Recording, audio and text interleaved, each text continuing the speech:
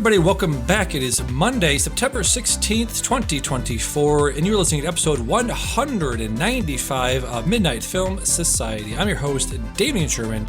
Joining me today is... Derick McDuff. On today's show, the summer movie season is over for real this time, so we will look back at all the winners and the losers of the summer movie wager. But before that, we'll discuss all the movie, TV news fit to print, get into what we've been watching, finish up with our Letterboxd assignments. Rate to the show, midnightfilmsociety@gmail.com, Bicycle on Threads, and Midnight Film Pod on Instagram. Subscribe on Pocket Cast, YouTube Podcast, Spotify. Rate and review it on Apple Podcasts. Tell a friend, family member, or stranger. What's up, man? How we doing? We're doing well. Life's good. A little tired. Yeah. But I guess that's become a frequent refrain for me on the podcast. But I'm good. Yeah, that's good. I'm fully back into the world of working, world for the first time in many, many months, and I don't like it. Let me just put this out there. Sucks, right? It sucks. Working is not my bag. I would prefer not to if I could. If I had the choice of working or not working, I'm going to go not working. How about you? I think that I would also go for that, Yeah, right? Although I will put a caveat that if I could just write and podcast full-time instead of part-time and quit my actual job, and I think that still counts as working, I would do that. Yeah, if we were living in the Andrew Yang world where we have universal basic income, would this be the thing that you are spending the most time doing? This and writing, which I also spend a lot of time with already. Unfortunately, it's not the full Andrew Yang world, but I don't have one of the main reasons I don't do this full time is because health insurance and a 401k. Well, yes. I mean, I think let's go with universal basic income is a thing. Universal healthcare is a thing. All of your needs, all of your basic needs, are taken care of, right? So if those things were to happen, then would you do this? Would this be the thing you would be spending most of your time doing? Probably this and writing fiction, which I don't get to do very much because I just don't have time to write fiction when I'm also doing my other writing and this and a job and a social life, Yes, all of those things. Those things that we used to have. We used to be a country. We used to have social life and third spaces and all of those things. Yeah. Yeah. Sounds nice. It sounds lovely, yes. A little bit too much racism, but, the 50s were pretty good for some people. Right. Yeah. So, yeah. Well, I don't know if I want to agree. Yeah, sure. I mean, that's technically correct. Technically correct is the best kind of correct. You're like Taylor Swift, how she was like, I want to go back to like the 1910s or whatever, but without the racism. You're like, okay, yes. Taylor. the lyrical genius of our time, Taylor Swift, ladies and gentlemen. Yep. Yeah, well, she did endorse Kamala Harris and all of, I guess, Taylor Swift's like right-wing people, which that's a weird camp to be right-wing and like Taylor Swift. But even though she is a billionaire who exploits people's labor, so sure, there you go. Sure, exactly. All right, so with that, let's get into some movie and TV news. The big one this week: James Earl Jones passed away at the ripe old age of 93 in Pawling, New York. What is the thing? What is the TV show, book, movie you think of first when you hear the name James Earl Jones? I mean, it's a Star Wars. It's got to be Darth Vader. The iconic voice of like one of the greatest bad guys of all time. Followed very, very closely though by Mufasa. Those were both the Star Wars series and the Lion King movie were essential parts of my childhood. James Earl Jones was a big deal for me. Yes, indeed. Speaking of things I think of when I think of James Earl Jones, definitely Star Wars, definitely Mufasa was a staple of my childhood, right? But also Field of Dreams was a staple of my childhood because you had so many things that I liked as a kid: baseball and Red Sox and the baseball. Kevin Costa, the green monster. When I think one of his dreams, he says like, I'm in Fenway Park, and she's like, "Yeah, that's the one with the big green wall." He's like, "Yeah." He's like, "I'm there with forgot his James Earl Jones's character. His character's name was Terrence Mann. And of course, this past Oscars, you had John Mulaney do that incredible monologue of like, I thought Terrence Mann was a real author up until my 20s. And I did too, quite a bit later as well. He's based on J.D. Salinger. Gotcha. So yes, that is a great role as well. Yeah. Definitely one of the. Yep, go ahead. I'll go for another baseball movie from the 90s. For me, The Sandlot. That was the one I watched a lot as a kid. And yeah, him kind of at the end of the sound. Pow! The lights went out, kid. Here's a baseball signed by all the Yankees. It's so good. Yes. There's a clip of him that I see a lot, which is the play version of Fences. I guess he was. Oh, yeah. Yes, he was. Who's the actor I'm trying to think of that played the role? The Denzel part. The Denzel part, yeah, especially the scene where the son says, why don't you like me, or something along those lines, and it's the who says I have to like you? What law says I have to like you? That scene, that amazing scene. So yeah, one of the greats passed away this week. James Earl Jones at 93. Yeah, absolutely. Rest in peace. Yes, indeed. He's looking at us down from the stars right now, like Mufasa, Yes, exactly. So with that, let's get to summer movie wager. Like I said, officially done. Do you know last year? I think did you come out on top last year as well? No, last year I had a really bad run and I lost you by a point. Lost to me by a point last year. Yeah. So we'll just not bury the lead here. I will say, Derick, you finished this 2024 summer movie season with 46 points, and I finished with a measly 33 points. So congratulations, Derick, for winning 2024 summer movie wager. You're welcome, sir. So do you want to wait until the end of the show, or do you want to reveal now my pick, your pick for my punishment? Let's keep the people in anticipation for what I got for you. That sounds good. Okay, I can't wait. So, just for posterity's sake, we have Inside Out sitting at the top of the leaderboards, the champion of the 2024 summer movie season. Inside Out to $650 million domestically. Deadpool and Wolverine coming in second with $603 million, and then just cut in half, basically. The number 3 spot. Despicable Me 4 comes in at $355 million. Twisters comes in at $260. Bad Boys Ride and Die, which is kind of, I would say, a surprising hit of the season with $193 million. We have Kingdom of the Planet of the Apes in $171. Quiet Place Day 1.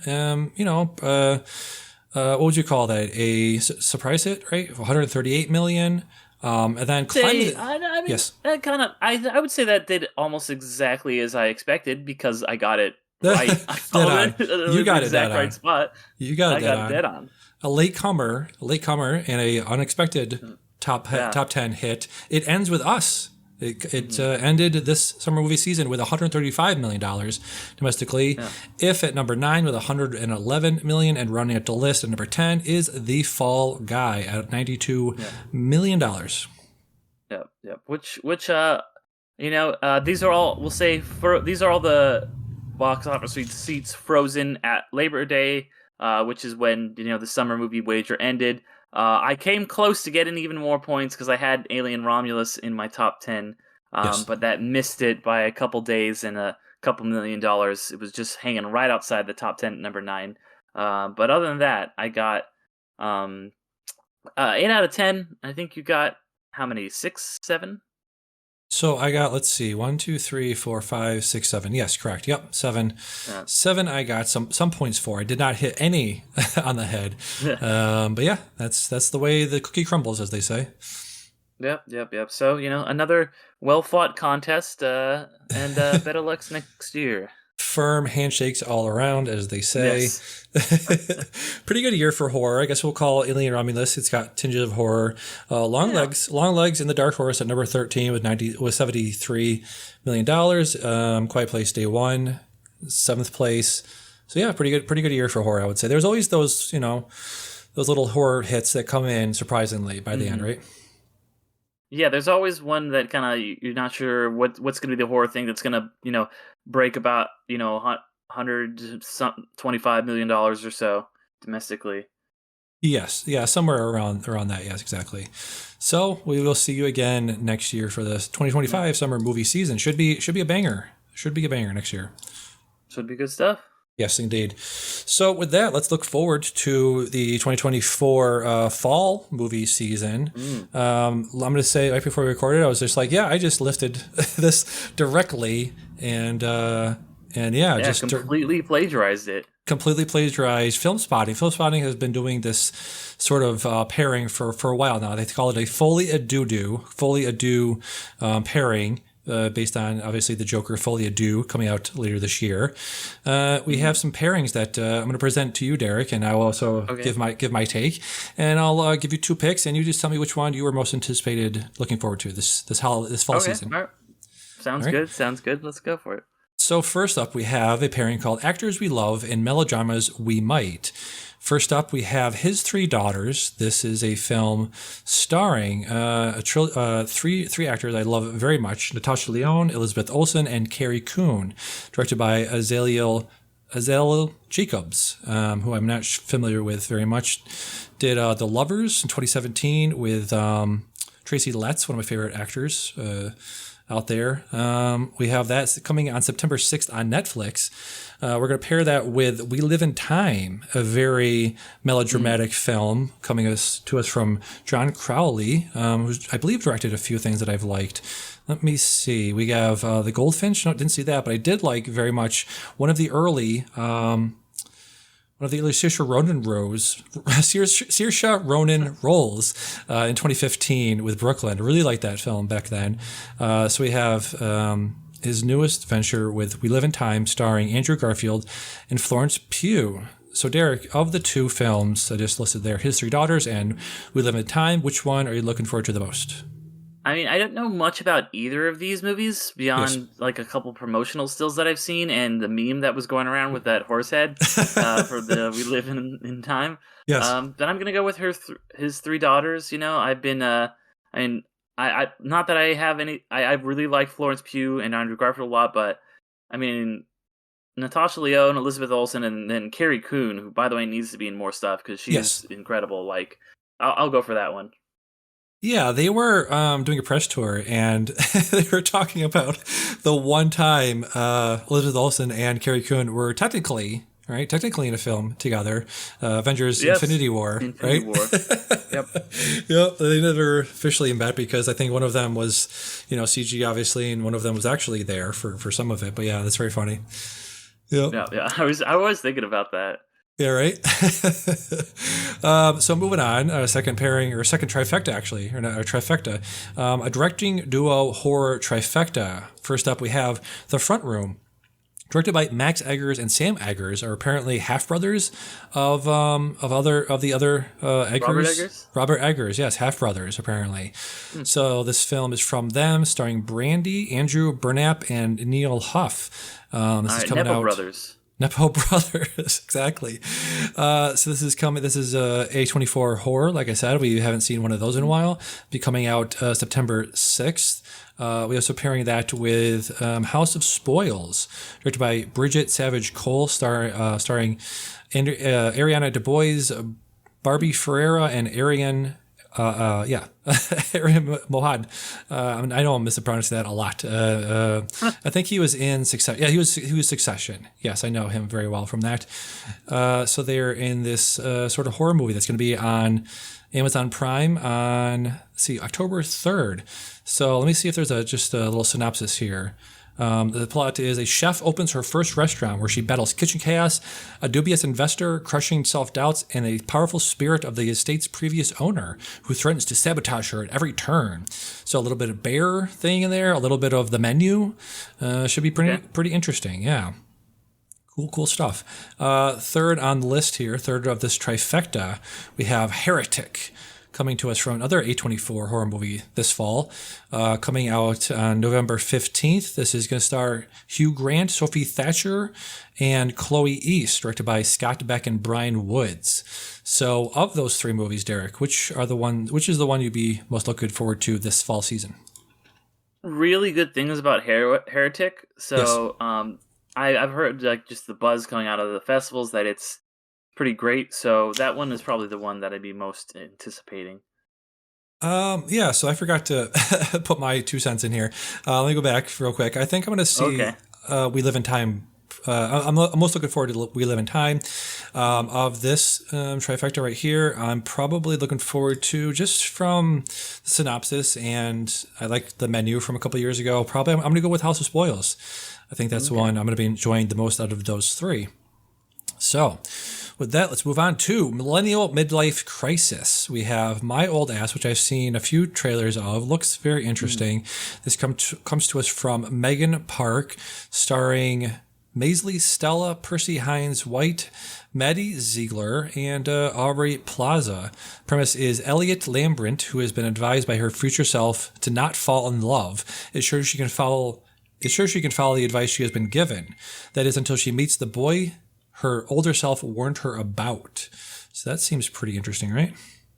Yeah, that seems. I didn't know that was. I just knew it was like Aubrey Plaza meeting her younger self. I didn't know any of the details. Yeah, seems interesting.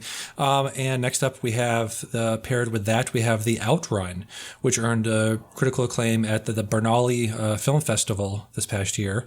This is from Nora Finkscheit, something like that. Sure, yeah. This is Saoirse Ronan, Stephen Donnelly, and let's say Lauren Lyle. Let's see the synopsis. After living on edge in London, Rona attempts to come to terms with her troubled past. Hoping to heal, she returns to the wild beauty of Scotland's Orkney Islands, where she grew up. That's interesting. So, of the two, Derick, what are you most looking forward to this fall? I'm looking forward to My Old Ass. I love Aubrey Plaza, so I'm down to see. I'm down to see that. I'm very excited for that one. Yeah. I love Miss Saoirse Ronan. They were mentioning this on the Film Spotting episode, but she seems like one of these people that's still just like a fresh 22-year-old, but she's almost 30 now. Or is she past 30? Is she really? I was like, she's not a millennial. What is she doing in this category? Let's see. What age is Saoirse Ronan? Let's see. I don't have her on the IMDb page here. Saoirse Ronan age. What would you guess, Derick, if you had to guess Saoirse Ronan's age? Like 24? She is actually 30 years old. Yep. 1994. How exactly?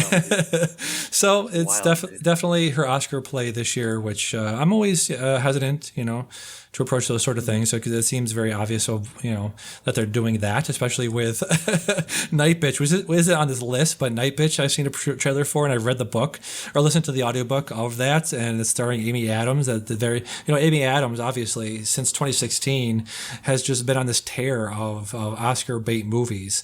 And I'm not saying The Outrun is that, but it definitely seems like the time that Saoirse Ronan is trying for it, right?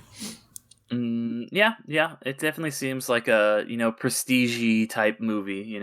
Absolutely. But she's in a lot of those. So it's not like, I don't think that's different than the output she normally puts out. She's usually in those kind of Oscar baity type movies. So I think that's just the kind of role she plays.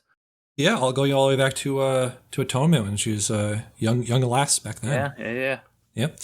Let's move on to Hollywood Plays Itself. We have one of my most anticipated, not really straight horror, but very like the Titan of this year, of just like some weird body horror possibilities here. The movie I'm referencing is The Substance from director Coralie Fargette. This is starring Demi Moore, Margot Qualley, and Dennis Quaid. Looks very, very interesting. It competed for the Palme d'Or at the 77th Annual Cannes Film Festival earlier this year, where it won Best Screenplay there. It's debuting September 20th on Mubi. Don't really want to get too much of the plot. It's one of those movies, for some reason, why do you think it is, Derick, that some movies have like the entire plot written out on Wikipedia and some don't? Why is that? I mean, I guess probably because people see them at festivals and stuff like that and write up the thing, and some movies are a little more closely guarded. People might not know the entire synopsis, or they might not be as popular, if I had to guess. Yeah, true. So we're pairing that with a different man. I've heard of this movie for a very long time. I believe it debuted probably at the Barronelle Film Festival, as many of these films tend to do. This movie is starring Sebastian Stan, Renata Ricey from Worst Person in the World, and Adam Pearson, who first came to fame in Under the Skin. Back in 2014. This is synopsis is after undergoing a facial reconstructive surgery, Edward becomes fixated on an actor in a stage production based on his former life. So that seems very, very interesting. Can't wait for this. This is one of my most anticipated movies of this year. Is it yours as well, Derick? I've heard like I don't want to say most anticipated, but Yes. I've heard a lot of people being like, "This is one of the scariest fucking things I've ever seen." So that intrigues me. Yeah. Definitely looking forward to seeing Adam Pearson again in a lead acting role, just like he was somewhat in Under the Skin, right? Which you just saw just recently, right? This year, I believe. A while back, maybe A like while back.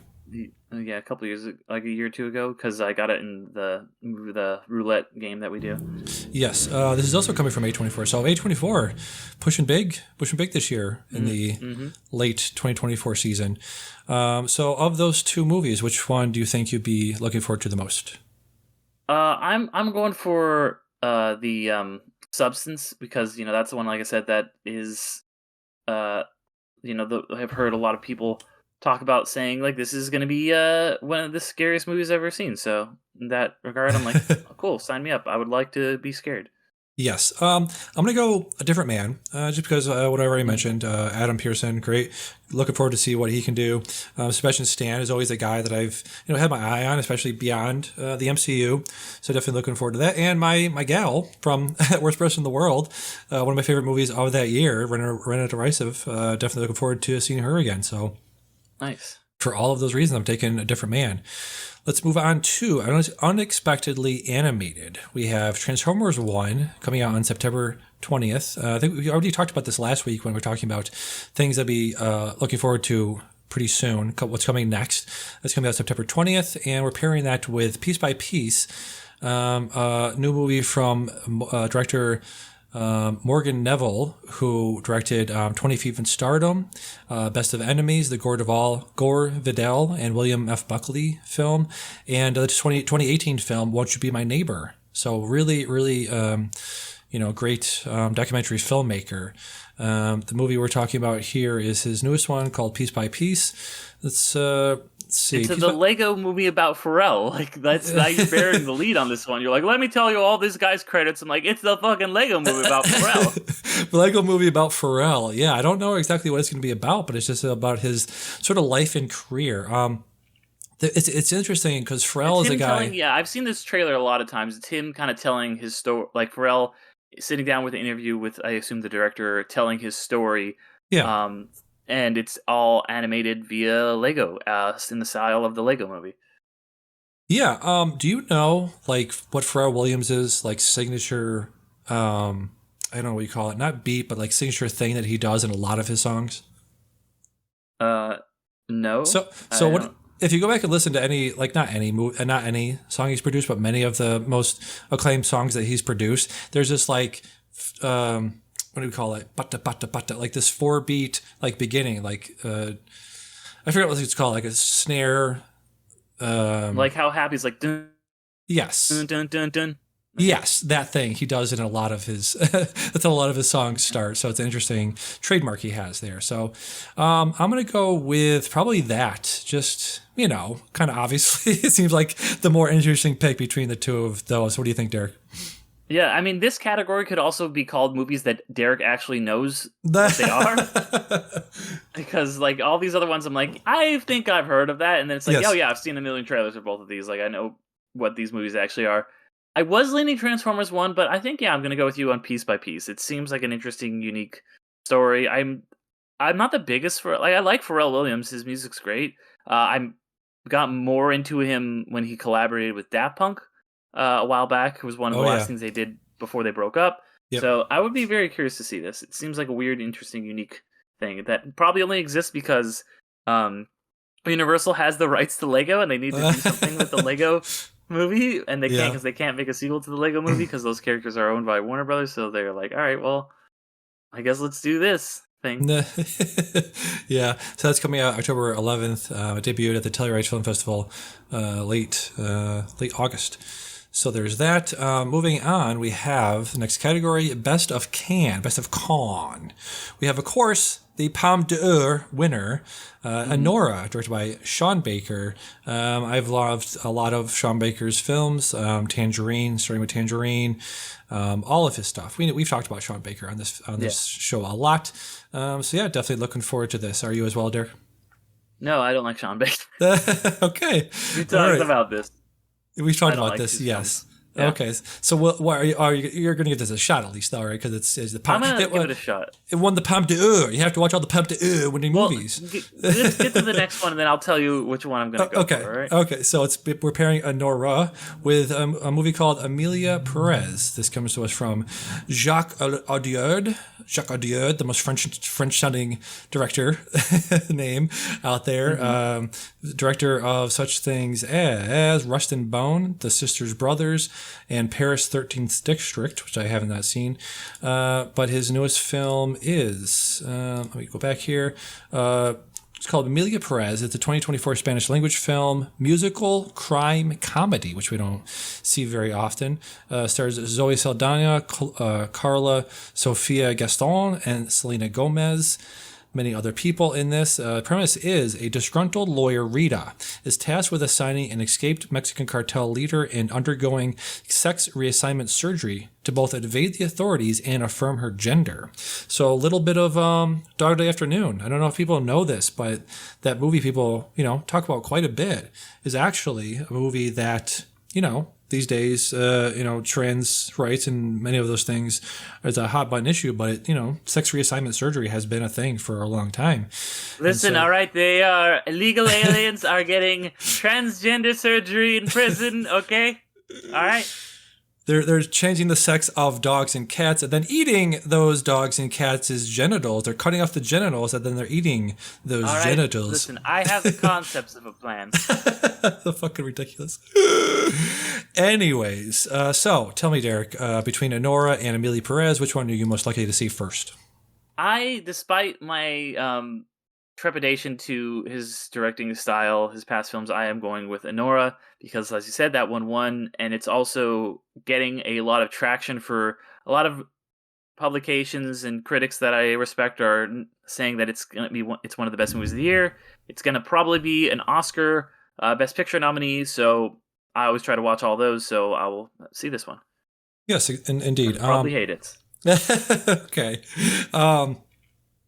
So just to be clear, Amelia Perez is coming out, let's see, this year, I believe. I'm trying to find the Netflix, actual date. November 13th. You have it in your notes. I do, yes. I was trying to find it in the Wikipedia for some reason. I don't know why I did that when it's right there. So yeah, and Anora is coming out October 18th. Moving on to the next category called I Think I've Been Here Before. We have a movie we've talked about before because we talked about it when the trailer came out. Robert Zemeckis' newest film, Here, reuniting Mr. Tom Hanks and Robin Wright. It's based on sort of an abstract graphic novel called Here.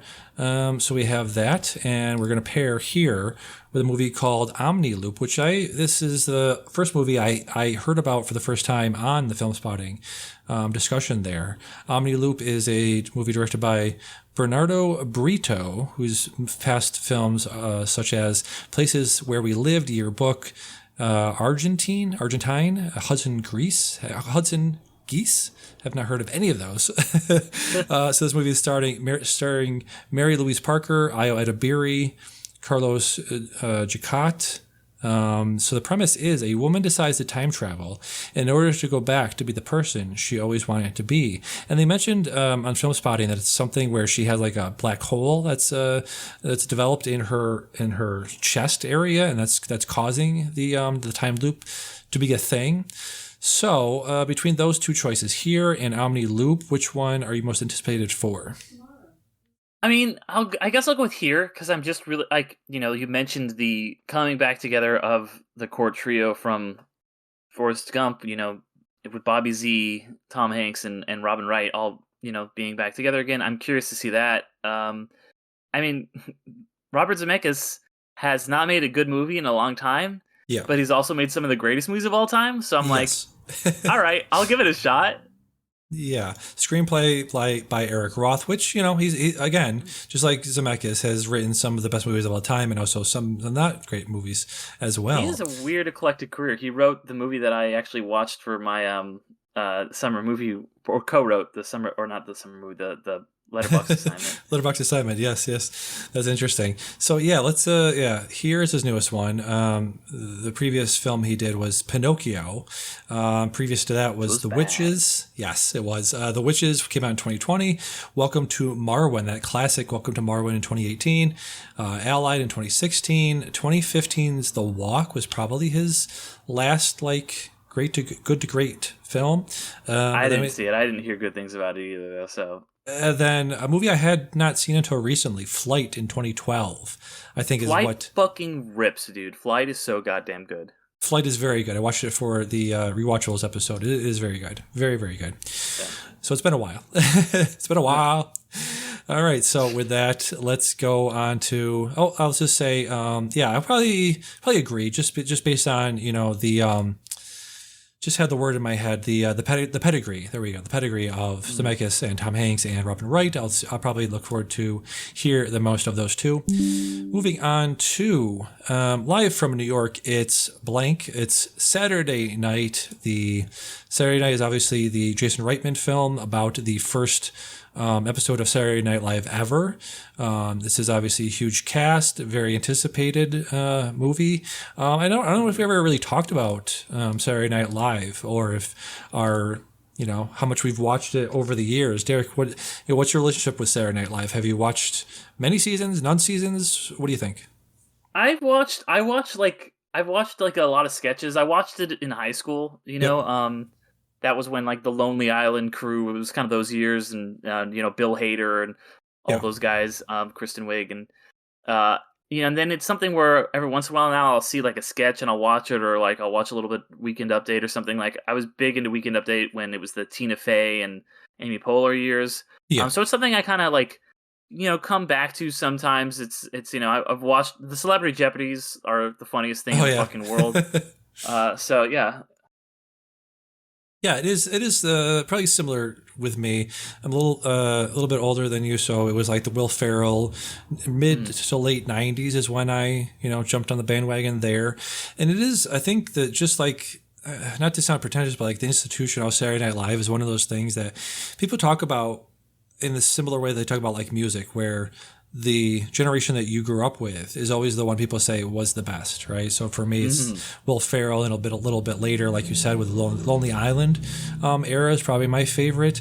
But also, like you said, I will go back once in a while, and the things that stick out to me are the Ryan Gosling sketches about the alien abduction, where he just breaks every time. It's always funny to revisit.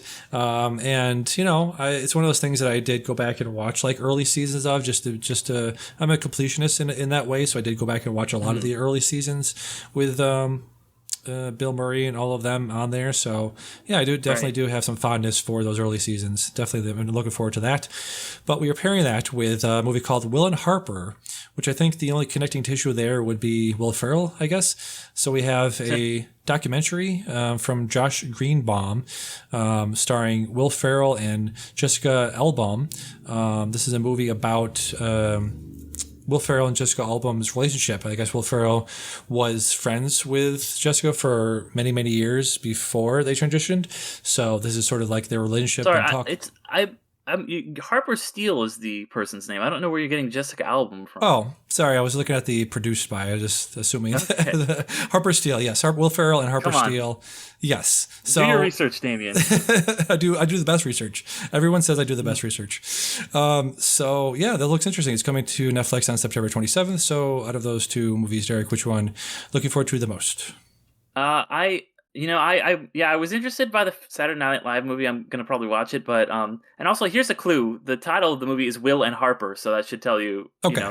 Yes. But yeah, I'm very this is something that wasn't on my radar, and then I saw a trailer for it on Instagram or something the other day, and I was like, yep. Oh wow, road trip movie with Will Ferrell and his recently transitioned friend, writer from those days of SNL. So that's connective tissue. is that this, Harper was a writer on SNL, and before she had transitioned, and so it's the two of them kind of just making their way across the country. So really curious to see what this is going to be. Yeah, I am too. I'll probably go with that as well. I think, yeah, I will go with your sort of, the reason. I'll go with your reasoning as well, because you kind of know what you're getting with Saturday Night. I haven't heard too many amazing things about it, so yeah, I definitely will look forward to Will and Harper more than Saturday Night. So that brings us to the ninth pairing, Pulitzer Prize winning Telluride debuts. That's a mouthful. So first up we have Nickel Boys. Nickel Boys is a American historical drama film based on the 2019 novel The Nickel Boys by Colson Whitehead, which I've heard that name bandied about because he wrote the book The Underground Railroad, which is what I always mix it up. Was it Steve McQueen or somebody else that did that miniseries recently? Let me look it up, actually, because I'm interested to know. Yeah, this is a book I see at work all the time, but I don't know anything really about it other than who it's written by. Yeah.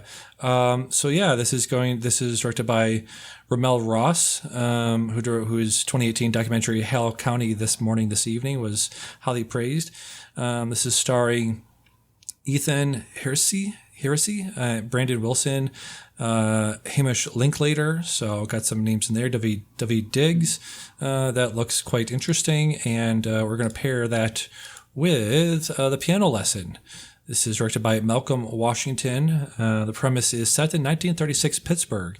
During the aftermath of the Great Depression, The Piano Lesson follows the lives of the Charles family in the Doker Charles household and an heirloom, the family piano, which is decorated with designs carved by enslaved ancestors. So some pretty, some dark and some very prestige sounding movies there.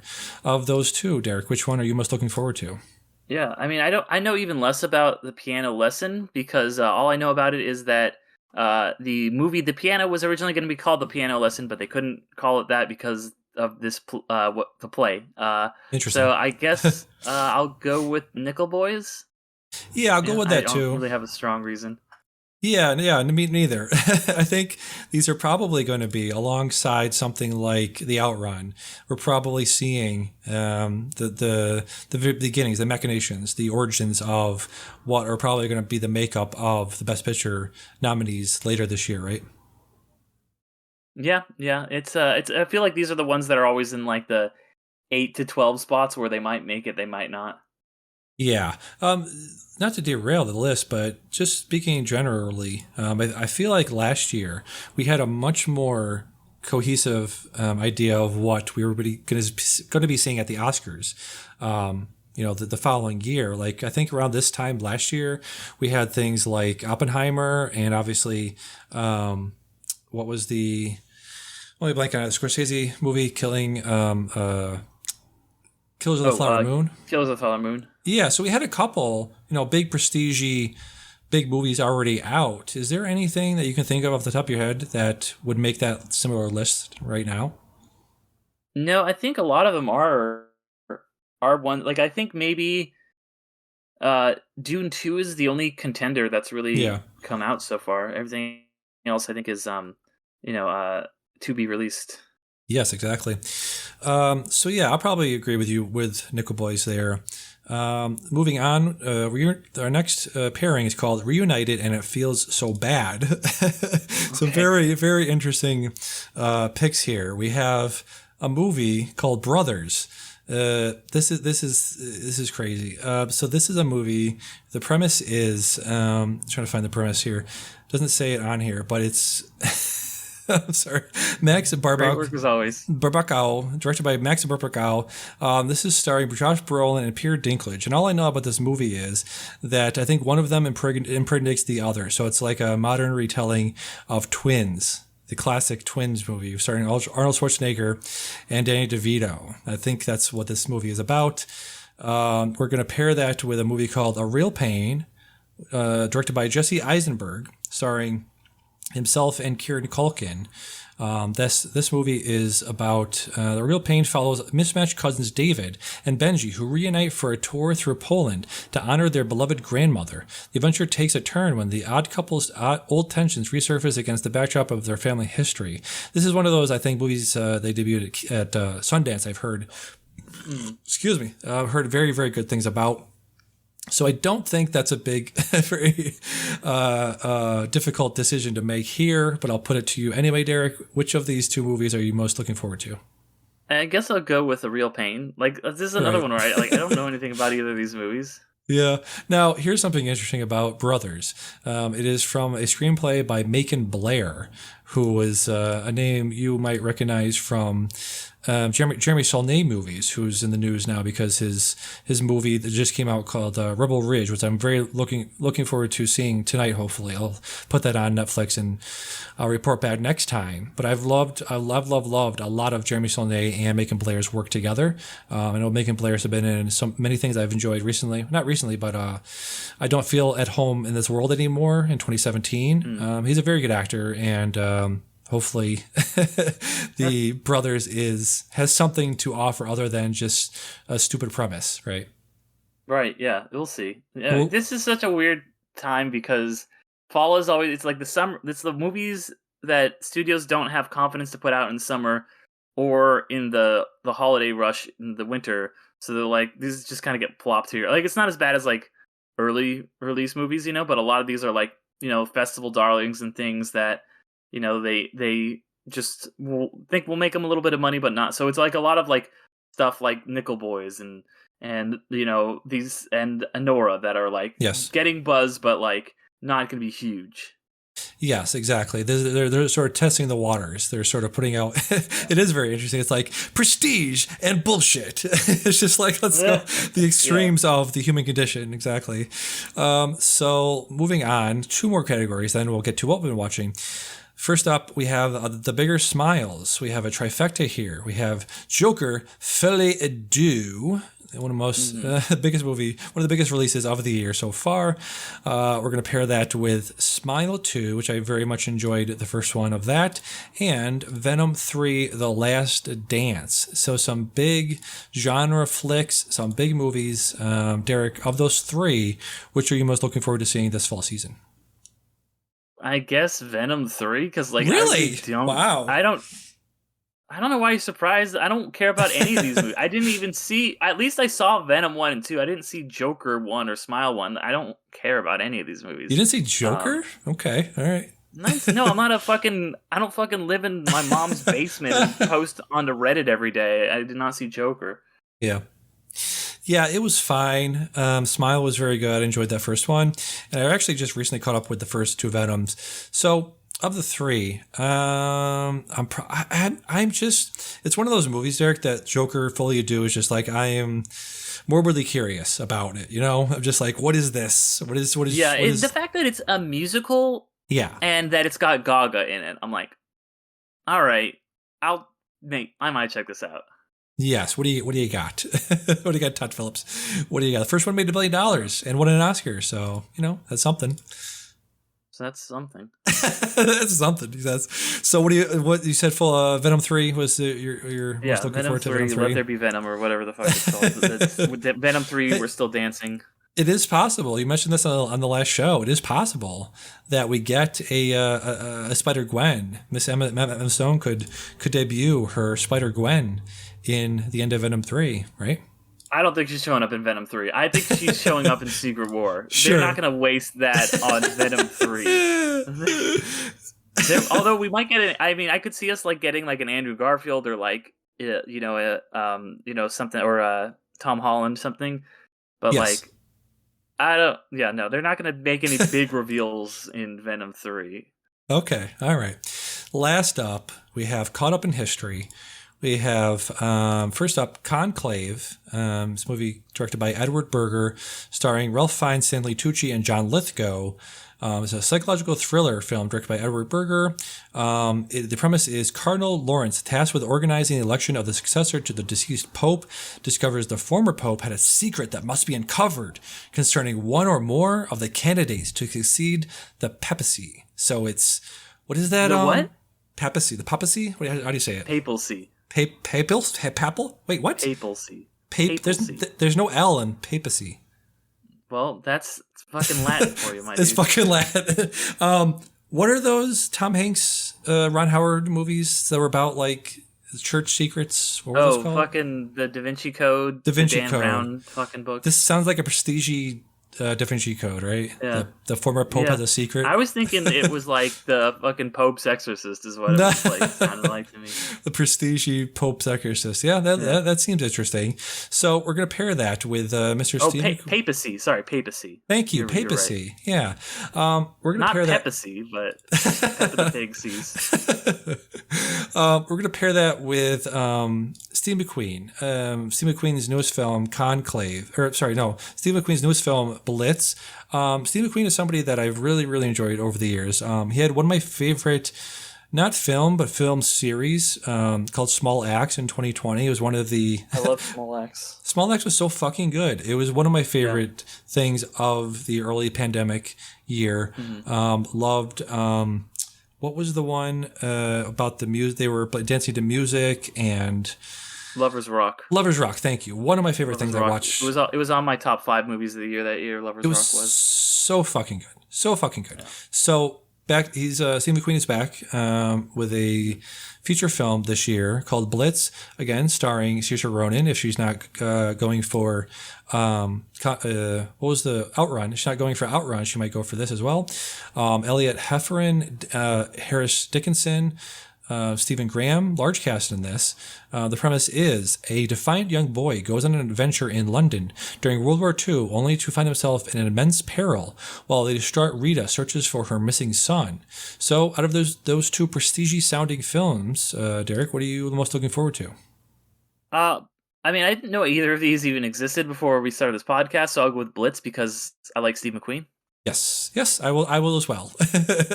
Yes, Conclave sounds interesting. I will obviously see it, but yes, the Blitz. Speaking of, movies that'll probably be on the Best Picture short list or long list or whatever you're going to call it, that will probably be on there, right?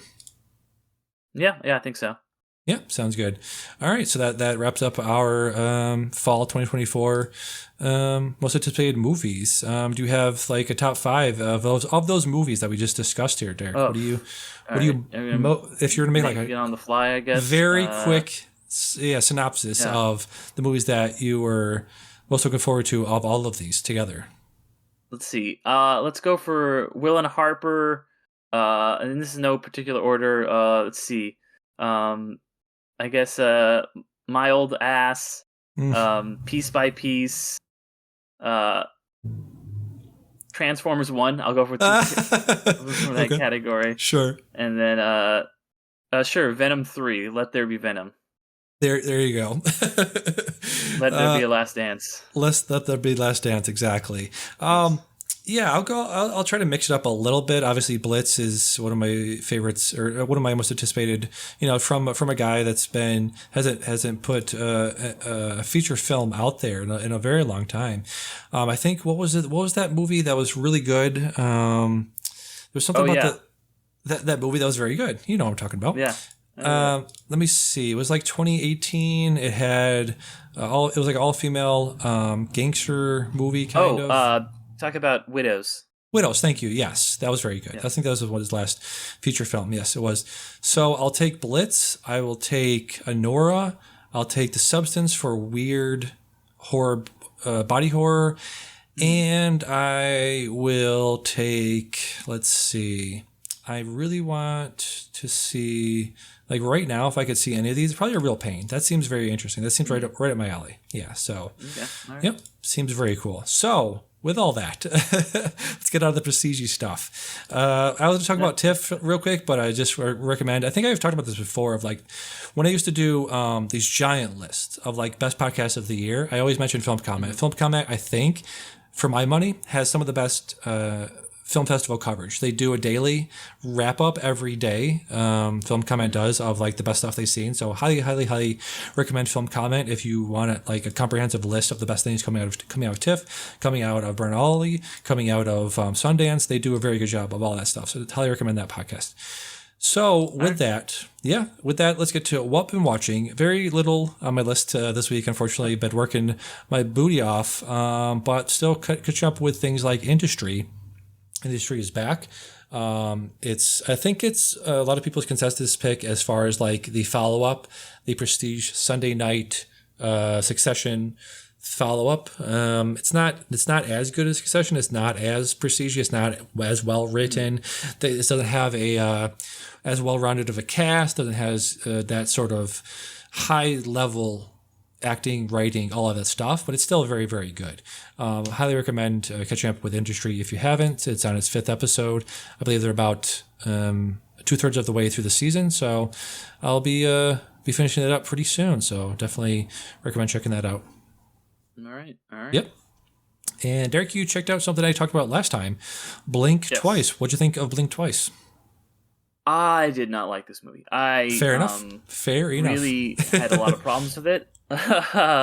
Last week you said that it's a movie that and I'll put a trigger warning because they also put a trigger warning on the film itself. So skip ahead if you don't want to hear certain things. But this is a movie that about sexual violence done against primarily women and rape and all that stuff. You compared it to Promising Young Woman and saying that you thought that it handled it a lot better than the same things as Promising Young Woman. I would really disagree. I don't think Promising Young Woman is a great particular movie, but I don't think this one handled those things well at all. Just have to jump in a little bit. I mentioned Strange Darling. Mentioned that pairing that with Promising Young Woman, not this one. Okay. Yes. Okay. I remember you saying something about Promising Young Woman. Yeah, it was about Strange Darling. Nope. Strange Darling has very good, good to great stuff about consent and gender dynamics and all that stuff. Yeah. All right. Not this. Well, no, I'll have to this go back is. to the tape. Okay. Check the tapes. Yeah. But yeah, I'm gonna put you on blast a little bit, so I'm sorry, but your review here on Letterboxd, where you're quoting a line in the movie, which on its face, yes, okay, cool. There's a special place in hell for people who do nothing, and then you put "Preach, brother," which, on its face, without any context. Yes. Yeah, that sounds very good. Yes. When you have the context of the movie, it's incredibly fucked up that you wrote that, Damian. Yeah, a little bit. Because the person who is saying that is the rapist. Sure. And which is really messed up because for a lot of reasons. The first one is that it is weirdly giving the moral high ground to a rapist over ostensibly someone who stands by, which is not a good thing. But it bothers me even more than that, the way that the movie treats the character Lucas, who's the one he's talking to, because the whole end of the movie and the whole thing that it's kind of, it seems to be implying, to me at least, and then Lucas basically kind of, I guess, gets punished as far as the movie is concerned. So for the movie, it's about this woman who goes to this island with this eccentric billionaire and all his douchebag friends, and then kind of is losing time, and you're kind of what's going on? And then she realizes that she and the women have been systematically being drugged and raped every night, and then they are drugged to forget what happened in the morning with perfume and snake venom. It's a whole kind of weird thing. But in the flashbacks, a little bit after you find out that the women have also been raped, you see that Lucas, who is this kind of tall man with, I guess, a feathery build, as it were, is also in the flashback. You see him also being held down. And that, because you see him earlier on with a black eye, and at first you're like, oh, this guy has a black eye because when the women punched him in the face, they were trying to fight back. But what you find out later is that, no, he was also most likely being sexually abused as well. At the very least, he was physically assaulted by Channing Tatum. But it looks like he's definitely being also sexually abused. And that whole thing where it's kind of victim blaming him. And he says, you did, Channing Tatum says, you didn't do anything for them and you didn't do anything for yourself, implying, well, you didn't try to stop me from raping you. And that makes you just as culpable as me. is fucking really, really bothersome to me. And even if he was not being sexually assaulted, let's give the movie the benefit of the doubt there. And they're saying he did nothing. Then why does he have a black eye? Why is he being shown being held down? It doesn't check out. And maybe the movie is just saying like, "Hey, Channing Tatum's a creep," and it's just he's saying this to this guy because he's a creep. We shouldn't take his side. But I don't think the movie ever does a good job of expressing that either, especially when Lucas just gets shot in the head and nobody mentions him ever again. So that's just a kind of an example of I felt like the way the movie approached this thing. It bothered me a lot. I think that there's some craft that's well done, but it just feels very derivative of better films like Get Out, which I think handles a minority group that has been constantly oppressed in a much more it's this kind of like weird cerebral way in a much better way, or even something like what was the one where it was like Bodies, Bodies, Bodies. I thought had a similar tone. So yeah, I was not a fan of this one, so I'm sorry about that. No, it's fine. You're totally entitled to all that stuff. I think you're probably correct about everything you said, including my Letterboxd review was pretty crass. You're correct. Sorry, I had to call you out on that one, my dude. Yeah, it's pretty crass. It's a movie that thinks it's. I don't think it's smarter than it is, but it's positing a lot of theories, right? But it's not like interrogating those theories. It's just saying rape bad, sexual assault bad, guys that stand by and do nothing bad. It's saying all those things pretty outwardly and doesn't really have anything else to say about it. You're correct. Yeah, it's not.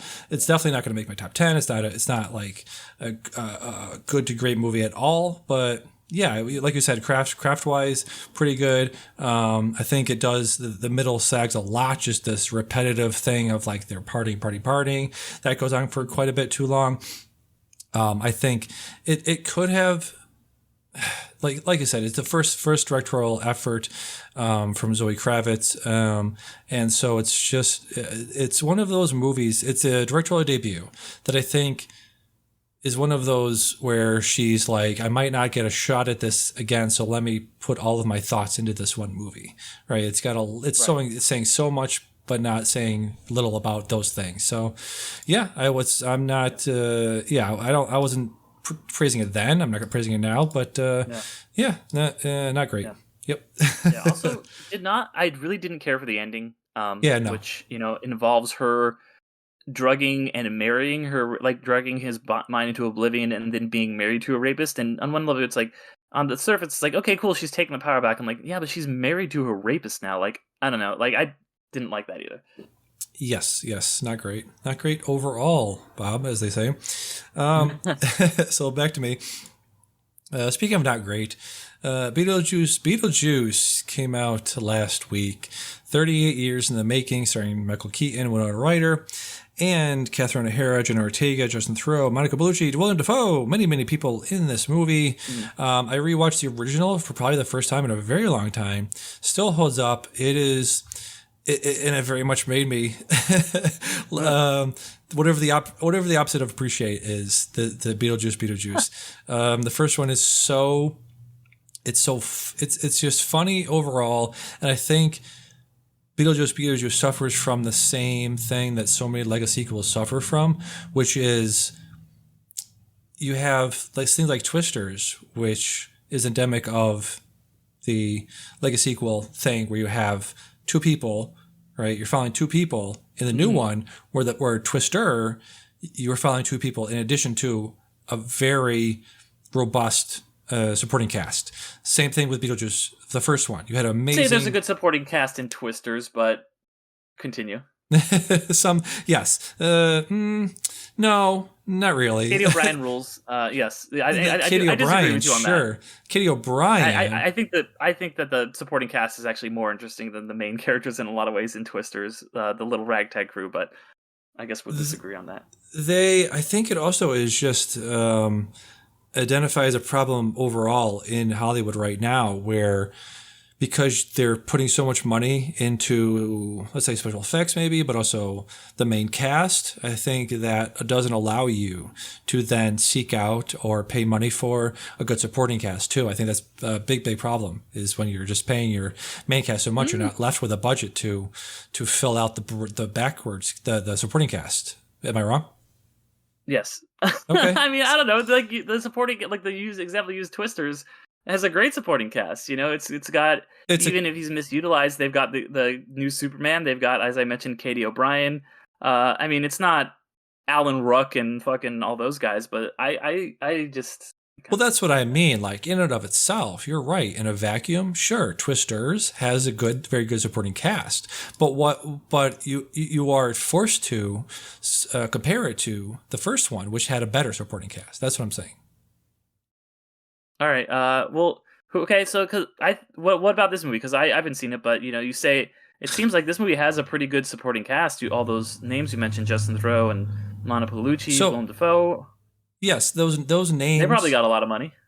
But that's the problem, is that they're names. They're just like names. All you're doing is you're putting those names in front of our faces. Like the thing I'm trying to get to, Derick, is that the first one had people like Otho. You had these like what's the name of the talk show host from the 70s? I forget his name, but he was in the first one. It's just had these little cameos, these little touches of supporting cast. It's not like, here's Justin Theroux. It was like, here's Otho. He's a weird guy that we don't really know who he is, or you've never seen this guy before. And it's just, okay, that's a cool, interesting guy that we're probably never going to see anything ever from again. But it's just, you're putting the spotlight on these one person. You're putting a spotlight on Justin Theroux and Monica Bellucci and Willem Dafoe. It's just, I think we really need to get back to bringing in these like day players and these character actors and these people that we won't really know the names of, but they're interesting people. I mean, Willem Dafoe, is he interesting? Absolutely. But I'd really like to see movies get back to having 7 or 8 really interesting, weird-looking people, as opposed to 3 or 4 big-name people that are interesting. They're very good actors, and they're very good at what they do. But I would really prefer not this. I can't really explain why. Okay, so you wanted some day players like they had in Twisters, which you just said was a bad No, not Twisters. I'm saying Twister, the first one, right? You're right that those were names. Those were Alan Ruck and Cary Elwes. Those are people. Those are not day players. Those are I feel like you're arguing two completely diametric things. No, the supporting cast of Twister, can you name, other than Alan Ruck and Philip Seymour Hoffman, can you name any of those people? I just said Cary Elwes like 2 seconds ago. I understand you said Cary Elwes, but again, what is Cary Elwes, a household name in 1996? I would argue no. I would say that's when Cary Elwes was at his biggest. He had been The Princess Bride. He was just in a Jim Carrey movie. He was. I mean, I could go. He was. He had just been in Men in Tights. His biggest role, my most central role, maybe ever. Here's my point, Derick. You named Alan Ruck, right? Lois Smith. No one knows who she was. She was amazing as Aunt Meg, right? You said Alan Ruck. Sean Wallen. He's an amazing character actor in that movie. Scott Thompson. Todd Field, Joey Slotnick. These are the names that I'm trying to bring up when I'm telling you that you have to get more people like that. Jake Busey. What's his name? There's so many people. Zach Grenier, Jeremy Davies. These are people in the backgrounds that we don't exactly know the names of. They're not household names, but they made that movie what it was because you're like, oh, that guy. I love that guy. We need more that guys. We need more character actors. Willem Dafoe, I think, has surpassed character actor. He is now just actor. This is what I'm saying. We need to get back to having character actors as opposed to actors. That's all I'm saying. We know all of these people. We know Willem Dafoe. He's been in a million things. He's been a lead actor. I completely understand what you're saying, but you're also saying that Twisters, which has people who are character actors, is a bad thing. Like Katie O'Brien obviously blew up this year, but she wasn't in No Names. The guy who plays Superman got cast on the set of Twisters. Yeah. Sasha Lane, character actor. Daryl McCormick, character actor. So I don't know. Okay. Anyways, Beetlejuice, not good. Don't see it. Let's go back to you. You watched the original Twister. Speaking of Twister, yes. So that leads well into. I watched. I didn't really remember this movie. In fact, one of the things that I enjoyed about it was like being like, oh shit, Alan Ruck's in this. Oh shit, Yes. Like Yep. there's Jeremy Davies. There's a lot like there's like a bunch of day players from Lost. In this. But this is the same as the like.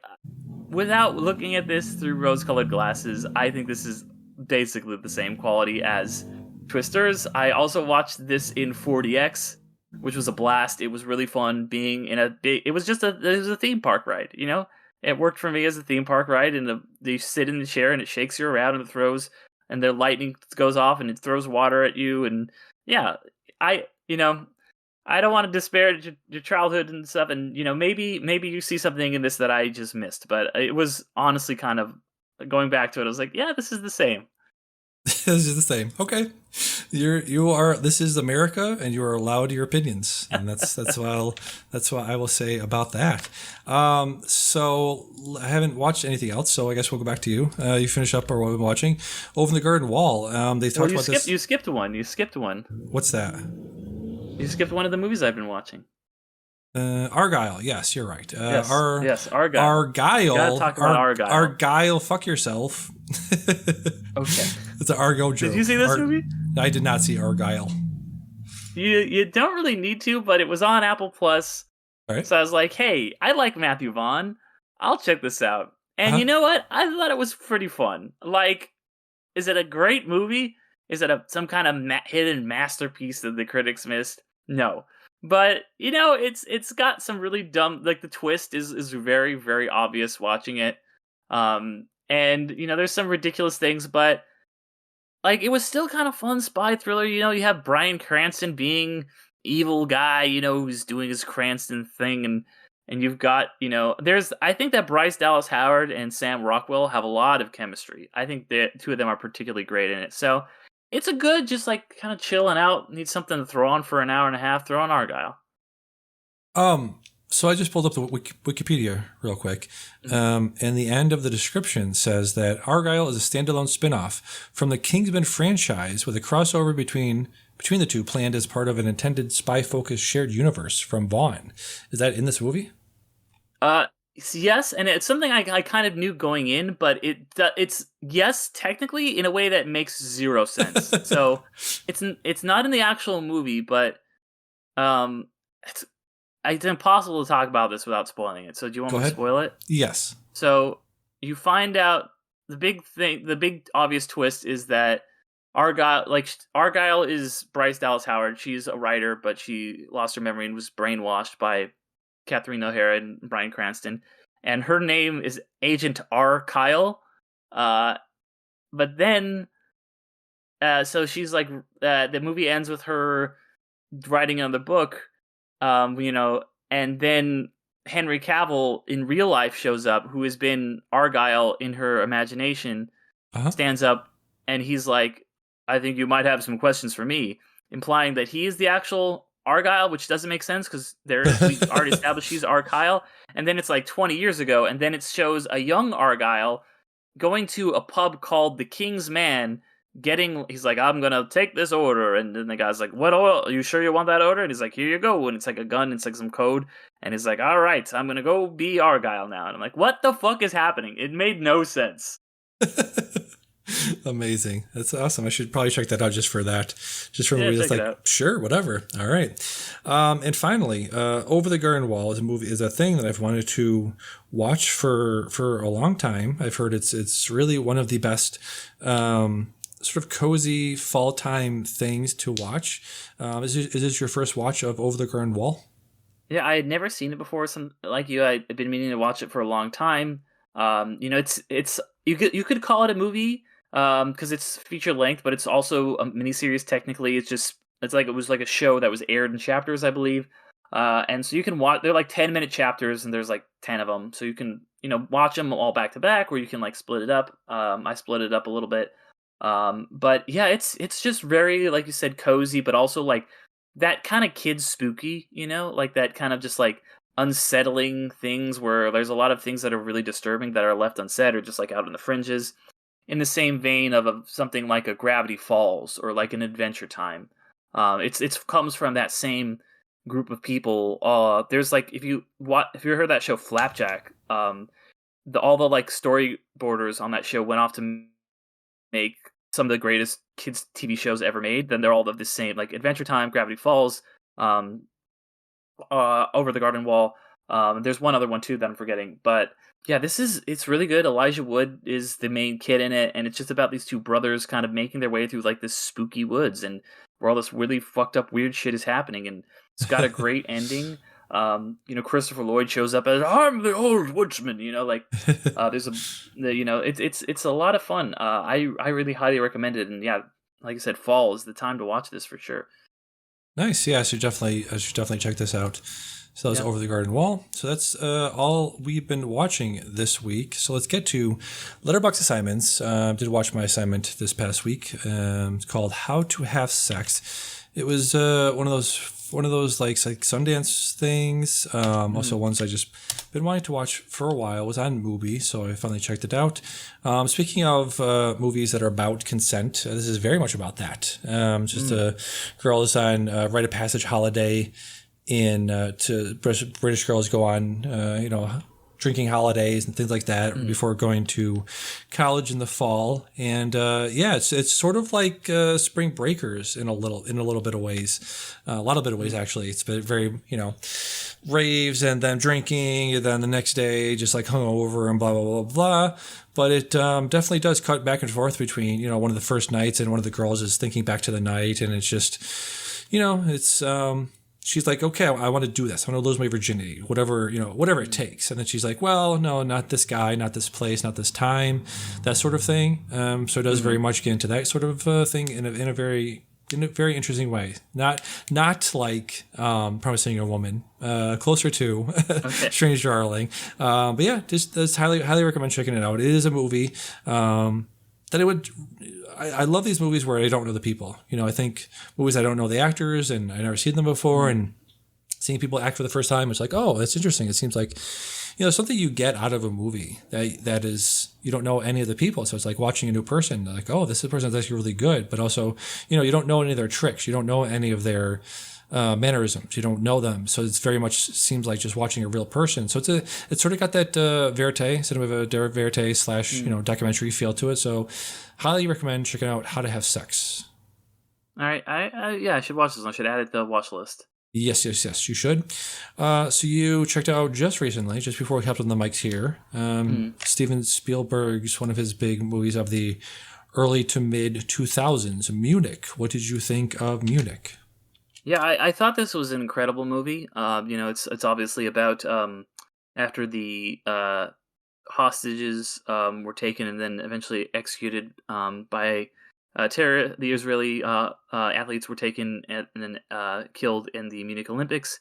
About the response by the Israeli government and the Mossad to eliminate these terrorists, but also as you kind of learn throughout the course of the movie, maybe they're just eliminating Palestinian people that they think pose a threat, and people who were not necessarily even connected to this bombing or this kidnapping and murder.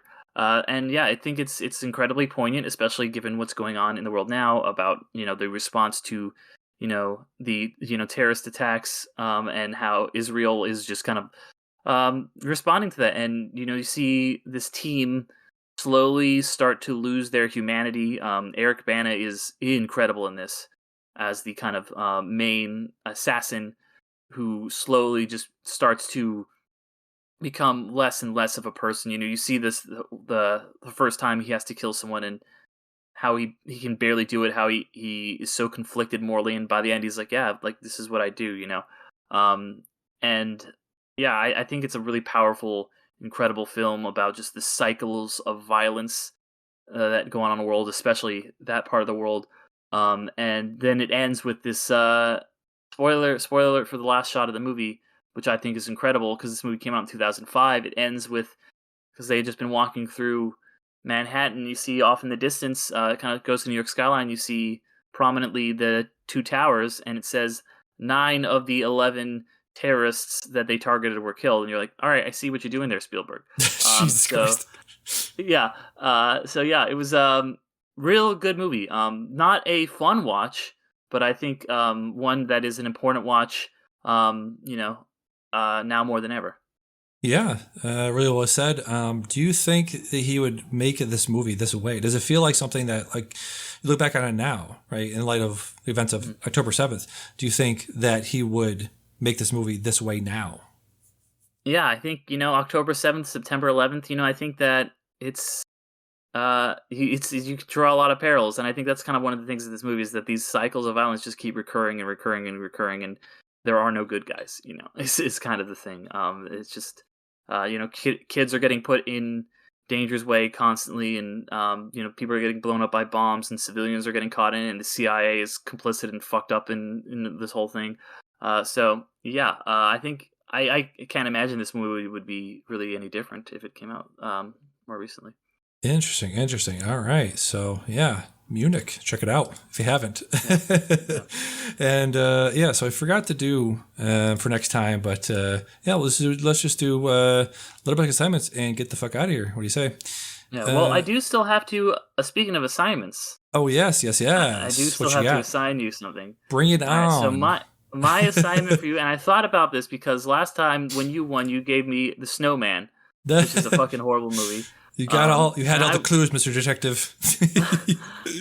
And I was like, because I'm more benevolent. I'm like, I want to choose something for you that I actually enjoy. Okay. But I also want to choose something for you that you won't enjoy. So I can fulfill two goals with that. And I was like, what movie would do that you haven't seen? I think Jupiter Ascending, a movie that I don't think you'll like very much, but I like a lot. Okay. So I think you're going to hate it. I'm curious to see what you think about it. So okay, I will.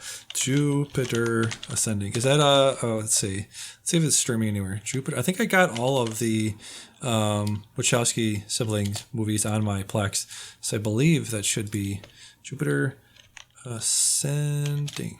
Yes, it's on Tubi. Of course, it's on Tubi. It's it's a real Tubi movie. Tubi Hive, rise up.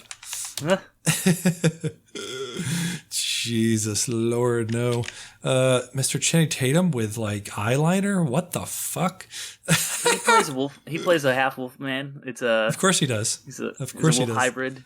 Wolf hybrid. Interesting. So We Are Wolves. Interesting. All right. Yeah. Well, not all of us. Some of us are part B, like Mila Kunis is royal. So no, she's not part B. She's just royal. So B's listen to her.